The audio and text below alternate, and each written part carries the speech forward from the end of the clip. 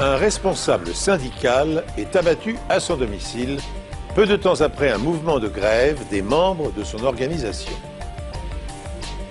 Dans le voisinage, personne n'a entendu le moindre coup de feu. Seule une analyse acoustique des tirs et l'identification de microparticules prélevées sur une chemise de nuit permettront d'élucider le mystère. Une jeune femme porte plainte contre le conducteur de la navette de l'aéroport qui la ramène chez elle. Quelques jours plus tard, une confrontation violente se termine par la mort de la passagère et du conducteur. La police pense d'abord que l'incident est lié à une vengeance, mais les traces de sang, un vieux marteau et une note griffonnée révèlent tout autre chose au médecin légiste. Bonjour, je suis heureux de vous retrouver pour ce nouvel épisode de vos Enquêtes impossibles. Si les futurs assassins suivaient cette émission, ils y réfléchiraient à 2 fois avant de passer à l'acte. En effet, depuis une trentaine d'années, toute une batterie de nouvelles technologies est mise au service de la police scientifique. Autopsie, recherche d'empreintes digitales et d'ADN, analyse vocale, reconstitution faciale, microscope électronique, études balistiques et informatiques, identification des matériaux grâce au spectromètre de masse. Ces outils très sophistiqués permettent de voir l'invisible et de comprendre l'inimaginable. Joe Doyle, 39 ans, dirige l'antenne locale d'un syndicat d'employés des services publics américains. Par temps glacial, il était capable de se déshabiller et de donner sa chemise s'il voyait quelqu'un grelotter, même s'il ne connaissait pas la personne. Mais vu sa carrure, il n'avait pas peur non plus de dire en face ce qu'il pensait. C'était un type bien qui ne laissait pas indifférent. Soit on l'adorait, soit on le détestait. Joe et son épouse, Katie, sont mariés depuis près de 8 ans. Le 30 juillet 1998, le couple va boire un verre dans un club privé en sortant du travail.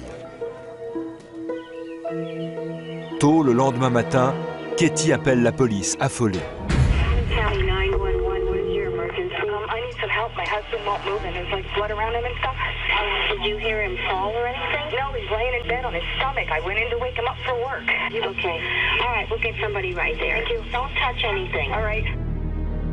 Joe Doyle a été abattu à bout portant.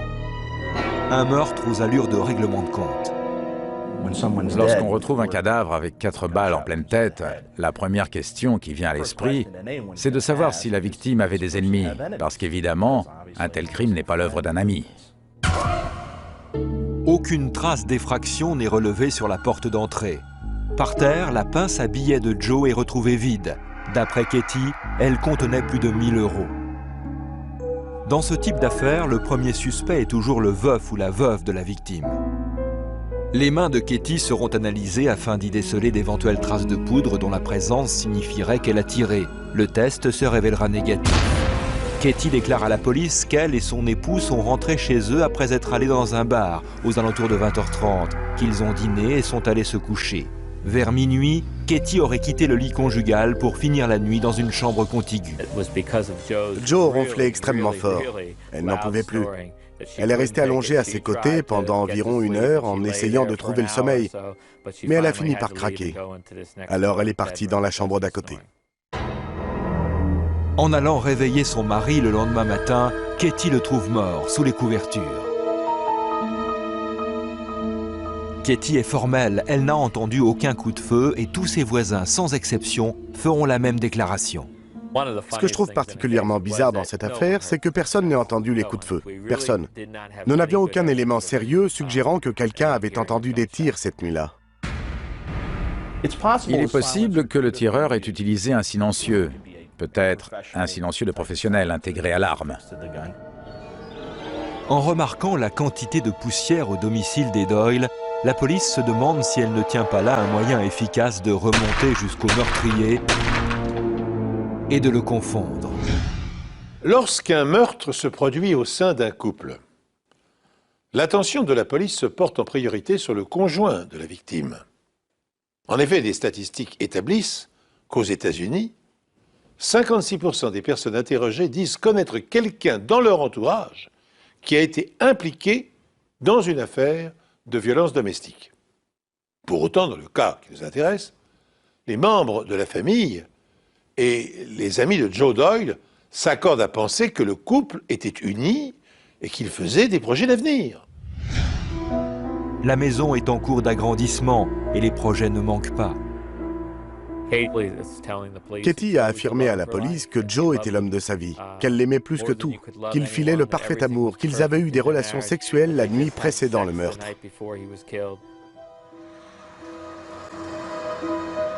Joe et Katie travaillaient dans le même hôpital et leurs collègues dresseront un portrait beaucoup moins idyllique de leur relation. Katie aurait eu une liaison avec un collègue, se serait affichée avec lui, aurait dit être folle de George, ne plus avoir envie de son mari qu'elle trouvait trop envahissant. George était soi-disant l'amour de sa vie. George Lois est gardien du parc de l'hôpital et la police découvre que les deux tourtereaux sont bien plus que de simples amants. Elle lui achetait des bijoux. Elle lui avait versé un acompte de 1 000 $ pour l'achat d'un véhicule. Elle lui payait des vêtements, elle faisait tout pour lui, vraiment. Katie reconnaît la liaison, mais d'après son avocat, cela ne fait pas d'elle la coupable. C'était une aventure qui durait, certes, mais qui ne justifiait pas un meurtre. Sur les lieux du crime, la police trouve un indice à l'intérieur de la table de nuit qui jouxte le lit. Une boîte à pistolet. Les traces de poussière semblent indiquer qu'elle a été déplacée récemment, mais on n'y relève aucune empreinte digitale. L'arme que Joe Doyle y rangeait d'ordinaire, un pistolet Makarov 9 mm, a disparu. Voici l'une des 4 balles récupérées dans le corps de la victime, déformée par l'impact. Lors d'un tir, la balle tourne sur elle-même lorsqu'elle traverse le canon. Des stries hélicoïdales sont creusées dans l'âme du canon. Une technique qu'on appelle le rayage en spirale. Ces rainures mettent le projectile en rotation autour de son axe longitudinal et lui procurent une stabilité aérodynamique en vol. Les stries creusées à l'intérieur du canon sont les rayures, et les espaces entre ces rayures, les pas de rayures. Chaque arme possède des caractéristiques balistiques uniques, propres à sa marque. Les enquêteurs veulent déterminer si cette balle provient d'un pistolet semblable à celui de Joe Doyle. À l'aide d'un microscope de comparaison, la police scientifique va comparer la balle prélevée sur la victime à un projectile tiré d'un pistolet Makarov. Sur le Makarov, on a 4 pas de rayures avec un rayage à droite. Ce n'est pas si courant de trouver des armes à feu qui présentent ces caractéristiques. Les résultats sont sans appel. Joe a bien été abattu avec un pistolet 9 mm du même modèle que celui qu'il possédait et qui a disparu. Puisque les balles tirées correspondaient parfaitement à ce modèle d'arme, ils tenaient la preuve balistique. Et ils sont partis là-dessus. Côté défense, nous avons établi qu'il y avait au moins 3000 autres pistolets de la même marque et du même modèle en circulation, rien que dans notre État, et environ 14 000 dans tout le pays. La police s'intéresse alors aux relations syndicales de Joe. Des membres du syndicat venaient d'organiser une grève, et la victime était impliquée dans certaines activités relatives à ce mouvement de grogne. Les grévistes mécontents sont des employés du service public. Joe est chargé d'une mission délicate, récupérer les véhicules dérobés par les grévistes et appartenant à l'État. Pendant une manifestation, il arrive que les choses dégénèrent, que les esprits s'échauffent. Peut-être y avait-il eu des affrontements entre certains des grévistes dont on saisissait la voiture. Joe était un peu perçu comme un tyran. Il devait confisquer les véhicules. C'était chaud, vous savez. Des échauffourées ont éclaté. Le scénario classique, en somme. Joe Doyle a-t-il été victime d'une exécution perpétrée par la mafia dans le but de contrôler le syndicat qu'il dirigeait? La pratique est malheureusement courante aux États-Unis. La mainmise sur un syndicat est généralement obtenue par l'intimidation et la violence, et afin de détourner des bénéfices, de maîtriser dans certains cas la gestion des caisses de retraite, et de posséder un moyen de pression par l'organisation ou la répression des grèves. Les organisations mafieuses n'hésitent pas à employer les grands moyens. La figure la plus célèbre de cette collusion fut sans doute Jimmy Hoffa, le puissant président du syndicat des camionneurs. Il accrut son influence par le racket, le chantage, le meurtre, et fut l'une des principales cibles de Robert Kennedy, alors ministre de la Justice, avant d'être assassiné à son tour en 1975 dans des conditions jamais élucidées.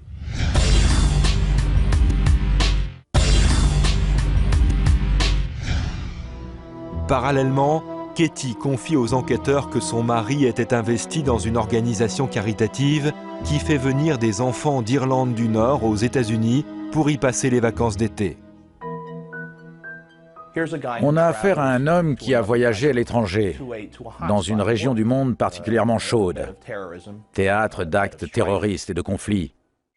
Quiconque est doté d'un peu de bon sens explorerait cette piste pour essayer d'y trouver un éventuel lien. Le fait qu'il ait été abattu dans son lit, très probablement pendant la nuit, dans son sommeil, et que personne n'ait manifestement entendu de coup de feu a conduit les gens à penser que le tireur avait peut-être utilisé un silencieux et qu'il s'agissait d'une exécution sommaire. Exécution qui aurait été la conséquence directe de ses liens avec l'IRA. Soucieuse de ne négliger aucune piste, la police va enquêter sur ses activités syndicales au cours des dernières années et se pencher sur son implication dans une organisation caritative en Irlande du Nord. Mais elle ne trouvera personne qui en veuille à Doyle au point de vouloir le supprimer. Elle se tournera alors vers sa femme, Katie, et son amant, George Lewis. En enquêtant sur son passé, on découvre que Katie a des antécédents de toxicomanie qui lui ont valu des démêlés financiers. Joe était intransigeant avec elle. Katie avait souffert de toxicomanie quelques années auparavant. Joe en a été témoin. Il ne lui faisait plus confiance. Il ne lui faisait pas confiance avec l'argent. La vie conjugale est faite de hauts et de bas. Comme tout le monde, le couple traversait des périodes de crise. Alors on va passer la vie de l'épouse au crible et tout décortiquer, en essayant de dénicher tous les ragots possibles et imaginables. Son amant, George Lewis, a un alibi pour la nuit du meurtre de Joe Doyle. George était ce qu'on appelle un coureur de jupons. Apparemment, Katie n'était pas sa seule conquête. Et ce soir-là, il était accompagné de l'une de ses prétendantes. Il était couvert par deux alibis. Le premier, qui le met hors de cause pour le début de soirée, est pourvu par l'autre femme avec laquelle il avait une liaison. Le second lui est fourni par sa femme avec qui il a passé le reste de la nuit. Katie Doyle, elle, déclare avoir eu des relations sexuelles avec son époux cette nuit-là et être partie se coucher dans une chambre contiguë à cause des ronflements de Joe. La porte est alors fermée, la climatisation en marche, et elle prétend n'avoir jamais entendu les tirs. La tête de son lit reposait contre le mur. Or, le mur en question est celui qui sépare sa chambre de celle où dort la victime. Ils sont donc extrêmement proches l'un de l'autre. Il s'agit de quelques mètres seulement. 4,50 m exactement, séparés par une cloison d'une douzaine de centimètres et une penderie. Les enquêteurs font appel au docteur Harry Olin, expert en analyse acoustique, afin de vérifier les déclarations de Katie. Sur un stand de tir, Olin décharge un pistolet Makarov 9 mm et enregistre l'intensité sonore des tirs. Lorsqu'on tire une balle, on fait exploser la charge de poudre d'une cartouche dans un canon. L'explosion est fulgurante. La balle sortant du canon très rapidement, le signal acoustique qui émane du canon lorsque la balle en sort est lui aussi très bref. L'intensité sonore générée par le Makarov se situe entre 118 et 120 décibels. On pourrait comparer ça au bruit d'une moto. d'un gros bus qui passerait tout près, d'une tondeuse électrique ou d'une tronçonneuse, des choses comme ça. Mais le bruit produit par une arme à feu est de courte durée. Katie l'aurait-elle entendu? Pour le savoir, Olin va en faire l'expérience chez lui, dans 2 chambres contiguës. Il va placer l'enregistrement qu'il a réalisé du pistolet Makarov dans une chambre et un sonomètre dans l'autre. Avec un coup de feu de 118 décibels, 60% de l'intensité acoustique, soit 70 décibels, atteignent l'autre chambre. Un tel bruit pendant votre sommeil vous réveille forcément. Les médecins légistes relèvent une autre incohérence dans le récit de Katie. Katie a déclaré avoir quitté la chambre conjugale aux alentours de minuit et avoir trouvé son époux sans vie à 6 heures du matin. Mais une autopsie met en évidence des traces d'alcool dans l'estomac de Joe. Or, s'il avait été tué après minuit, il aurait entièrement éliminé l'alcool consommé au bar. Le médecin légiste situe l'heure du décès plutôt vers 22 heures. Ceci expliquerait pourquoi les voisins n'ont pas entendu les coups de feu. Le bruit ambiant des télévisions, des postes de radio et des chaînes stéréo à cette heure de la soirée aurait très bien pu les étouffer. Les enquêteurs veulent également analyser la chemise de nuit de Katie, retrouvée par terre à côté du corps de la victime. Lors de la mise à feu, l'amorce enflamme la poudre contenue dans la munition, ce qui provoque une petite explosion qui à son tour propulse la balle. Les gaz produits par la poudre en combustion entraînent la formation d'un petit nuage d'1 mètre à 1,50 m de diamètre, dont les particules reviennent généralement se déposer sur le tireur. Les résidus de poudre et d'amorce sortent de l'arme par tous ses orifices, à l'état de gaz d'échappement ou de vapeur. Ils se solidifient ensuite en fines particules qui vont se déposer sur les mains, sur les vêtements ou à proximité immédiate de la zone d'impact. À l'aide d'un petit disque d'aluminium recouvert d'un adhésif double face, le scientifique Skip Schwabel prélève des échantillons à la surface de la chemise de nuit. Il retire ensuite le tamponnoir de son support en plastique et le place à l'intérieur d'un microscope électronique à balayage. Les particules sont grossies et analysées afin d'en déterminer la composition chimique. La chemise de nuit de Katie en compte des milliers. On les voit ici grossies 4000 fois.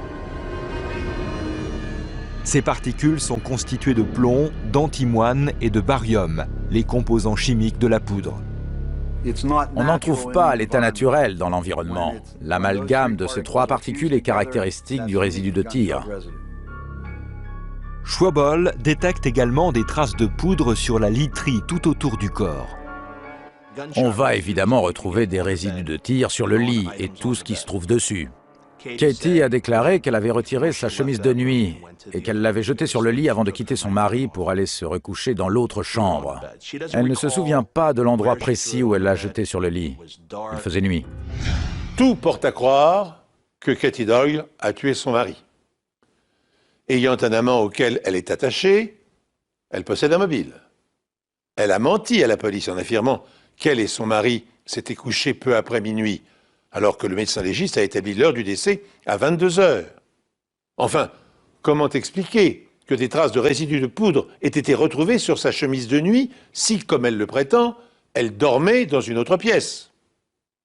Pour autant, ces indices ne constituent pas encore des preuves médico-légales permettant à un procureur d'étayer son accusation devant un tribunal. Et sans preuves médico-légales, les procureurs ont de quoi avoir des soupçons, mais ne peuvent rien prouver. La police est convaincue que Katie Doyle a menti en prétendant que son mari était en vie lorsqu'elle a quitté la chambre aux alentours de minuit. D'après l'analyse du contenu gastrique de la victime, le meurtre remonterait plutôt aux alentours de 22 heures. Le relevé des appels reçus au domicile des Doyle révèle qu'un correspondant a cherché à joindre Joe peu après 22 heures. Les propos tenus alors par Katie sont éloquents. Elle a expliqué que Joe ne pouvait pas répondre parce qu'il avait un peu bu. Autrement dit, il était trop ivre pour se déplacer jusqu'au téléphone. Si l'on ne détecte aucun résidu de tir sur les mains de Katie, l'analyse de sa chemise de nuit retrouvée sur le sol, de même que celle des couvertures du lit, se révèlent en revanche positives. Skip Schwabel décide donc d'analyser la chemise de nuit afin d'étudier les concentrations et l'emplacement exact des résidus. Il y a 20 ans, lorsqu'on ne disposait pas encore de système d'analyse automatique, comme le microscope électronique à balayage, l'examen manuel d'un échantillon pouvait prendre 12 à 13 heures. Aujourd'hui, on est capable d'étudier des milliers de particules en très peu de temps.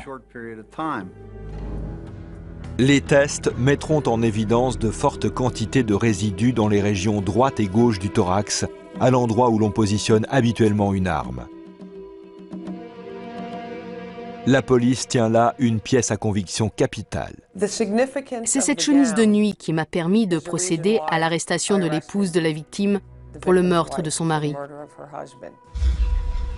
Les procureurs croient connaître le mobile du meurtre. Elle était dingue de ce type.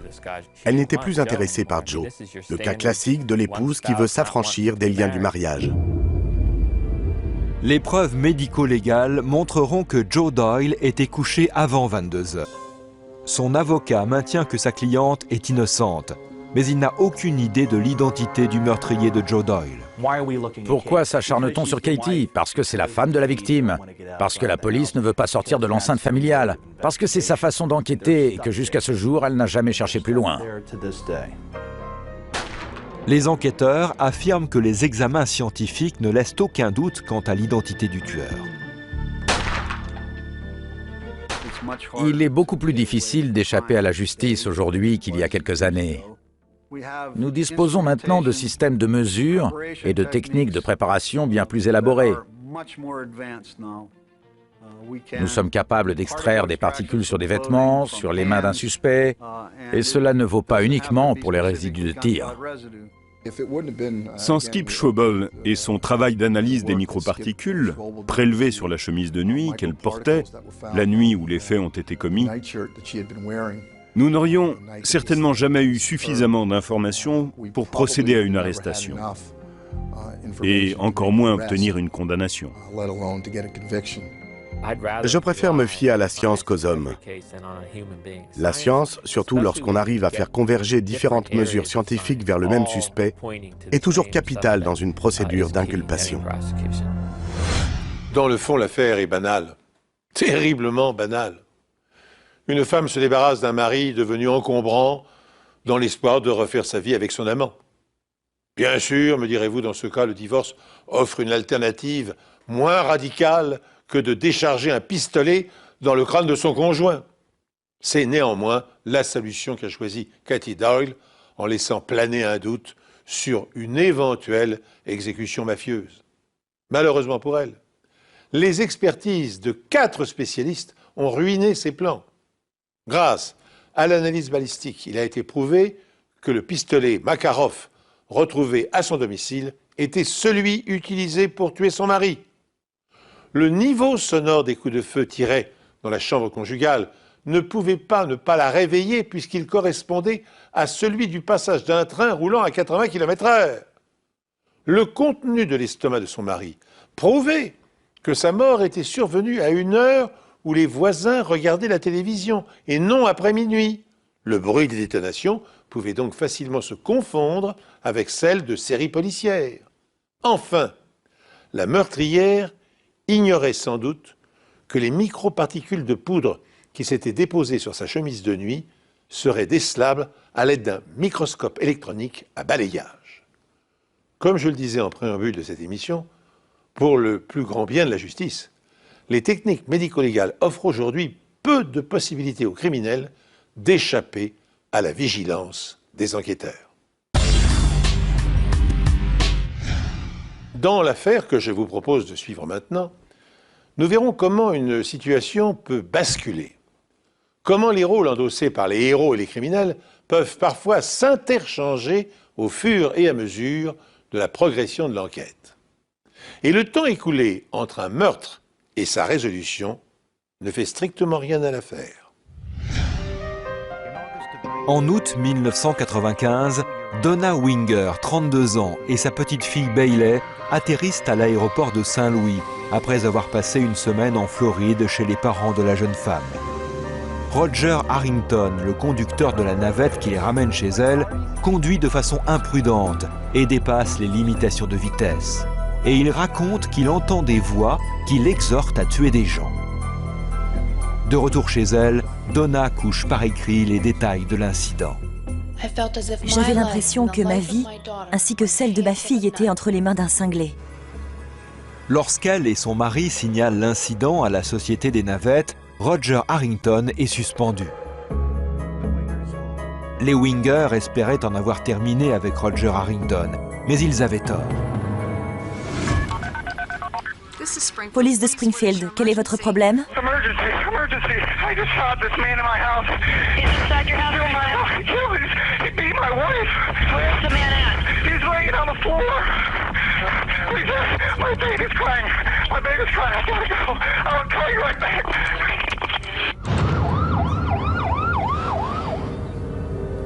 Lorsque les policiers arrivent, ils découvrent Donna Winger gisant face contre terre sur le sol de la salle à manger. Roger Harrington est étendu sur le dos quelques mètres plus loin. Les ambulanciers les amènent de toute urgence à l'hôpital où leur mort est prononcée à leur arrivée. Nous avons tous perdu quelque chose de précieux. Nous avons perdu une mère, une fille, une sœur, une amie. C'est une perte pour tout le monde. Mark Winger déclare à la police qu'il était au sous-sol lorsqu'il a entendu un grand vacarme à l'étage. Il a alors pris son arme et couru dans le couloir. Il a vu Harrington qui frappait sa femme avec un marteau et l'a abattu. Mark a lancé « C'est l'homme qui suivait ma femme. C'est l'homme qui harcelait ma famille. » Nous avons demandé à Mark pourquoi Roger était venu chez lui ce jour-là. Il a répondu qu'il n'en savait rien. La police retrouve la voiture de Harrington garée devant la maison des Winger. Le récit que Donna avait fait de l'incident de la navette avec Harrington était sur la porte du réfrigérateur. C'était la seule preuve à travers laquelle Donna nous parlait. Elle n'était plus en vie, on ne pouvait plus lui demander ce qui s'était passé, mais elle avait noté comment s'était déroulé le voyage dans la navette de la société de transport Barth de Saint-Louis, et cela corroborait les déclarations de Mark. Selon le témoignage de Donna Winger, Roger Harrington, le chauffeur de la navette de l'aérogare, aurait été atteint durant le trajet d'une crise de démence passagère qui aurait mis en péril sa vie et celle de sa petite fille. Car tandis qu'il roulait à plus de 130 km/h sur l'autoroute, il proférait des propos incohérents faisant allusion à sa sexualité et à sa toxicomanie. En enquêtant sur son passé, la police découvre par ailleurs que le jeune homme souffrait de troubles psychiatriques qui auraient motivé son hospitalisation à 2 reprises. Il aurait été aussi inculpé dans le passé pour violence conjugale. Comme de nombreux Américains, il souffrait d'une maladie mentale pour laquelle il était suivi. Le marteau utilisé par Harrington pour frapper Donna Winger était à l'origine sur la table de la salle à manger. Donna voulait accrocher un cadre dans la maison pour rappeler à Mark qu'il devait l'accrocher.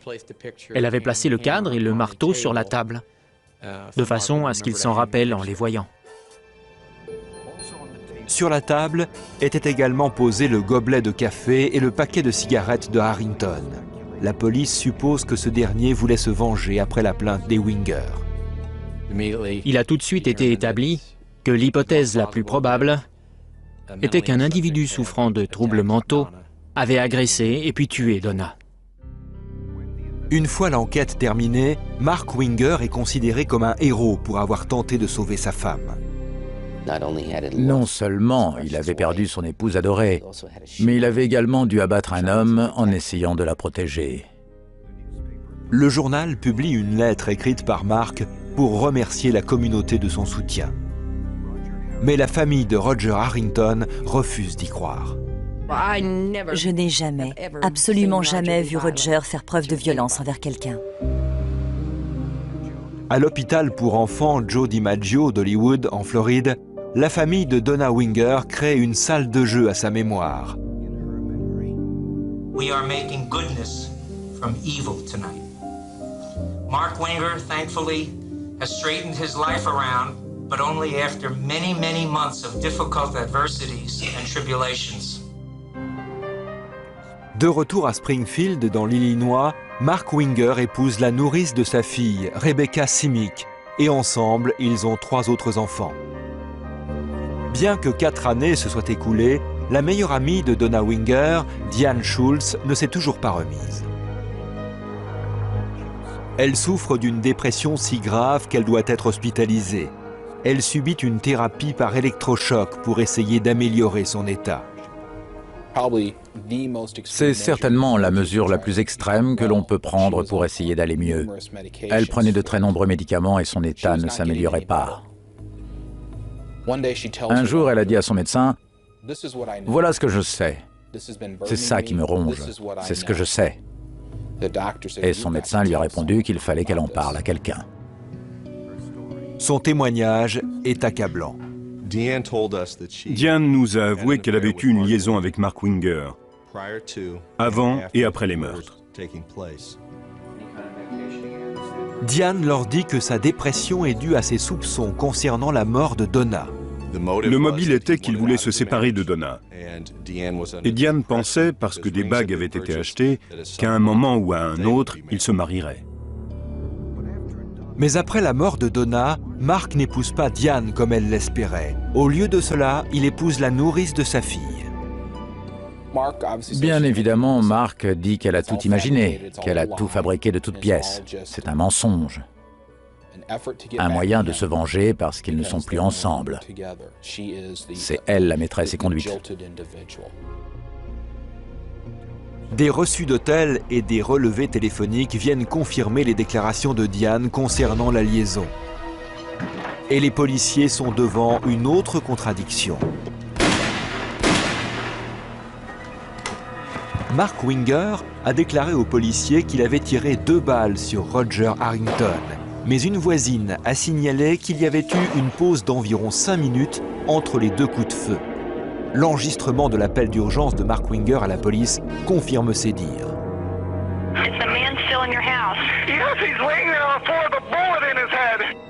Sur la bande de la police, il dit « Il est étendu par terre avec une balle dans la tête ». Si on écoute attentivement, il dit bien « une balle ». En bruit de fond, on entend un homme gémir.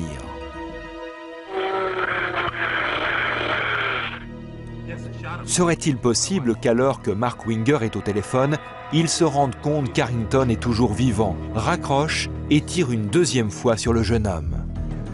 L'inspecteur Doug Williamson doute depuis le début de la version des faits de Mark Winger.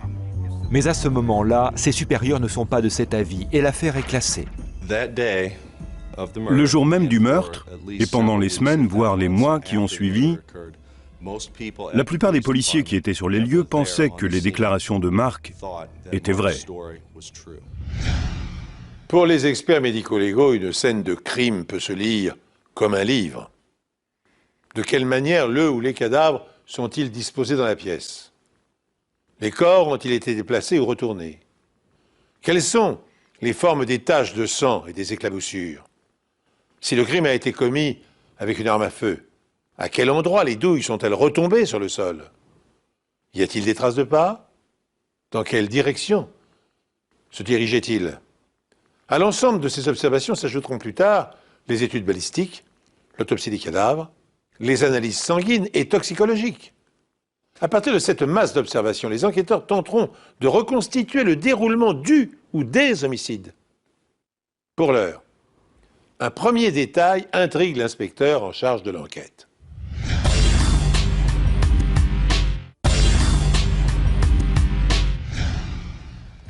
Un autre élément qui perturbe Williamson est le fait que les ambulanciers aient trouvé Donna Winger étendue sur le ventre.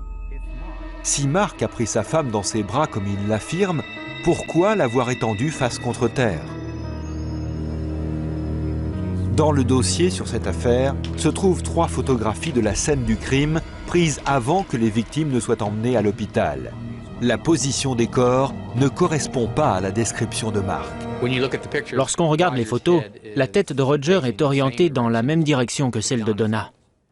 Il est donc impossible qu'il soit tombé en arrière, comme Mark l'a déclaré à plusieurs reprises pendant les interrogatoires. Les photos de la scène du meurtre ne sont pas comparées aux déclarations faites par Winger à la police. Je pensais qu'il allait lire mon rapport et que les photos étant classées comme preuve, il découvrirait ça le soir même ou le lendemain. Mais ce n'est pas le cas. La goutte d'eau qui fait déborder le vase est le procès pour plusieurs millions de dollars que Mark Winger intente à la société de transport qui employait Roger Harrington.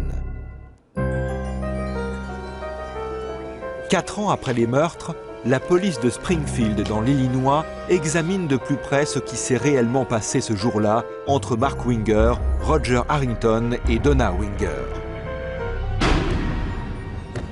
Mark Winger a déclaré à la police qu'il avait couru dans le couloir et qu'il avait vu Roger Harrington face à lui, agenouillé et frappant sa femme avec un marteau. Winger a affirmé avoir tiré 2 fois sur Harrington à la tête. Mais les preuves matérielles contredisent ces affirmations. Des examens balistiques sur l'arme de Winger montrent que les cartouches sont éjectées vers l'arrière, à droite. Mark Winger nous a dit avoir tiré la première balle alors qu'il se tenait dans le couloir. La douille ne pouvait donc pas retomber à l'endroit où nous l'avons retrouvée, dans la salle à manger. Et il existe des preuves montrant que le corps de Roger Harrington a été déplacé avant le second coup de feu. Sur le sol, il y a 2 flaques distinctes du sang de Roger Harrington. La plus petite flaque est située à l'endroit où il a reçu la première balle. Ensuite, il a été retourné et a reçu une deuxième balle. C'est là qu'il est resté le plus longtemps, dans cette flaque de sang plus grande. Qu'y a-t-il dans celle-ci? Une balle. Une balle de semi-automatique calibre 45. Ceci correspondrait aux déclarations de la voisine, qui a entendu un coup de feu, puis une longue pause avant un autre coup de feu. La police fait appel à Tom Bevel, un expert en analyse médico-légale des traces de sang de renommée mondiale, pour examiner les éclaboussures. Dans l'affaire Winger, nous avons examiné les preuves matérielles et nous les avons comparées aux déclarations de Mark Winger.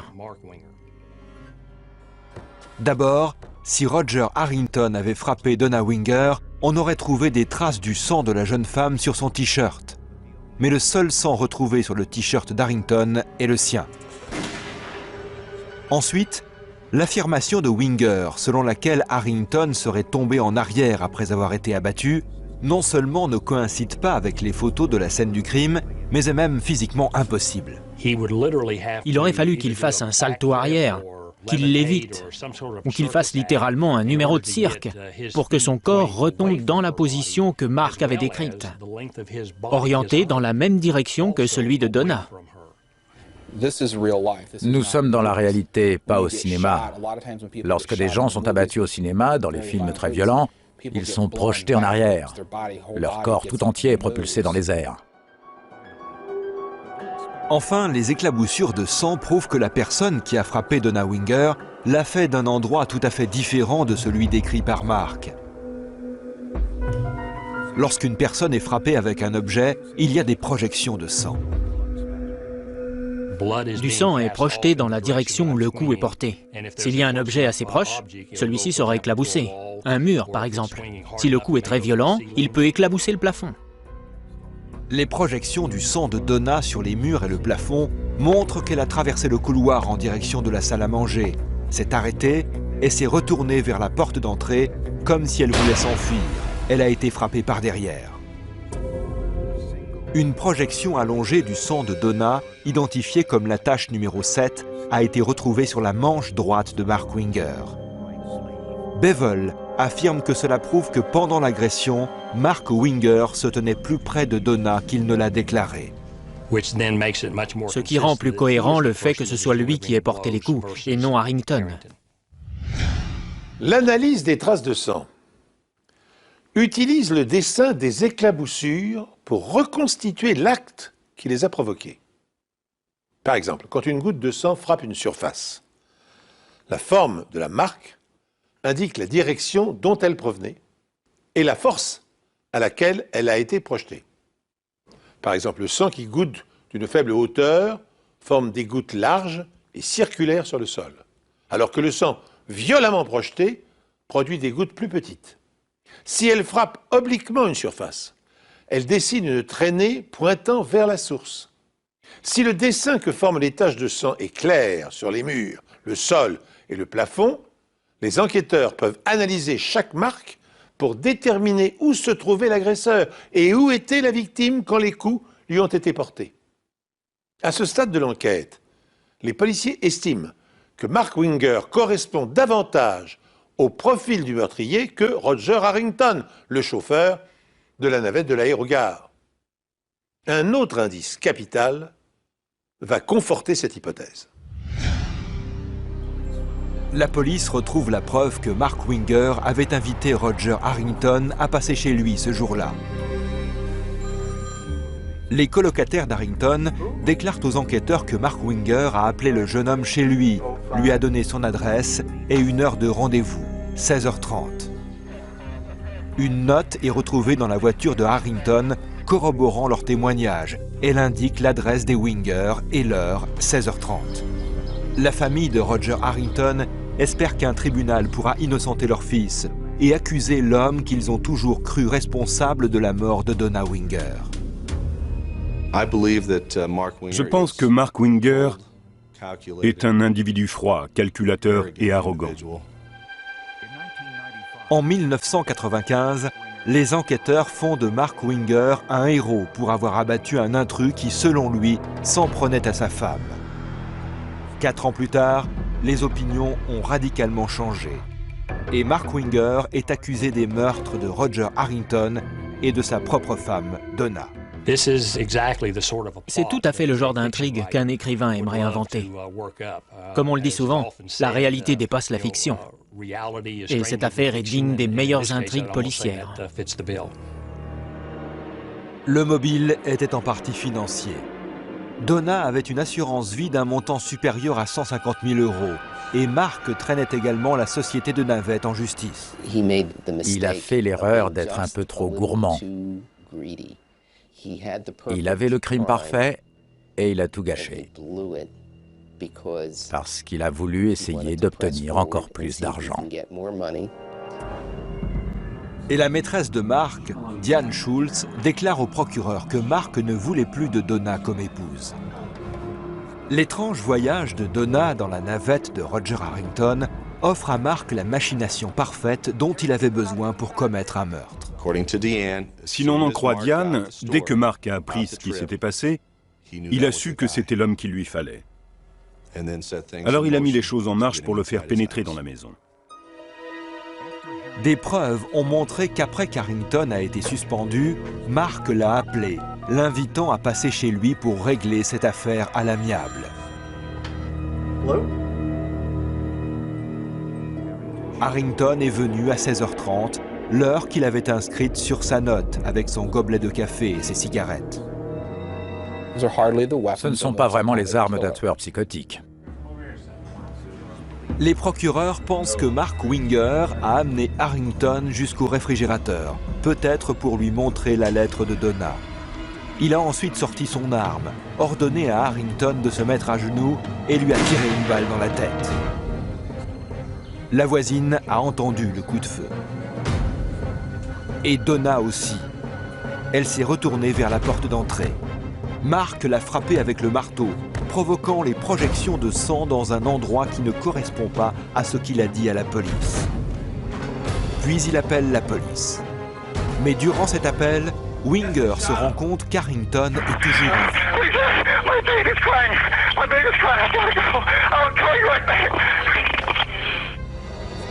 Mais au lieu de se rendre dans la chambre de sa fille, Winger retourne Harrington et lui tire une deuxième balle dans la tête. La voisine entend ce coup de feu 5 minutes après le premier. Il l'a achevé, il l'a exécuté. Les 2 fois, il lui a tiré dans la tête. Mais la seconde fois, il s'est assuré que Roger Harrington ne survivrait pas. Quelques instants plus tard, l'opératrice rappelle. This is the police department. We've got officers en route. I need to know what's going on there. My wife is dying on the floor. Okay, is she still alive? I think so. Les photos de la police prises sur les lieux montrent que les pieds de Roger Harrington étaient orientés dans la même direction que ceux de Donna, ce qui ne correspond pas à la version des faits de son mari. Une photo parle plus que des mots. Celle-ci nous disait que les mots de Mark n'étaient pas vrais. Il mentait. Bien que Mark continue de proclamer son innocence, il est jugé, reconnu coupable des 2 meurtres et condamné à perpétuité sans possibilité de libération conditionnelle. Les preuves médico-légales ont démontré que Roger Harrington n'était pas un meurtrier, mais une victime innocente prise au piège d'une machination diabolique visant au meurtre. Les analyses médico-légales sont déterminantes. Roger était l'assassin et Mark le héros. Et on a découvert que le nom d'Harrington avait été traîné dans la boue, sans justification.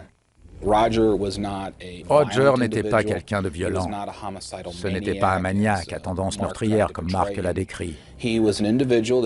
Comme de nombreux Américains, il souffrait d'une maladie mentale pour laquelle il était suivi. Ils l'ont innocenté. Mais comme ils l'ont dit eux-mêmes, il a été enterré en meurtrier.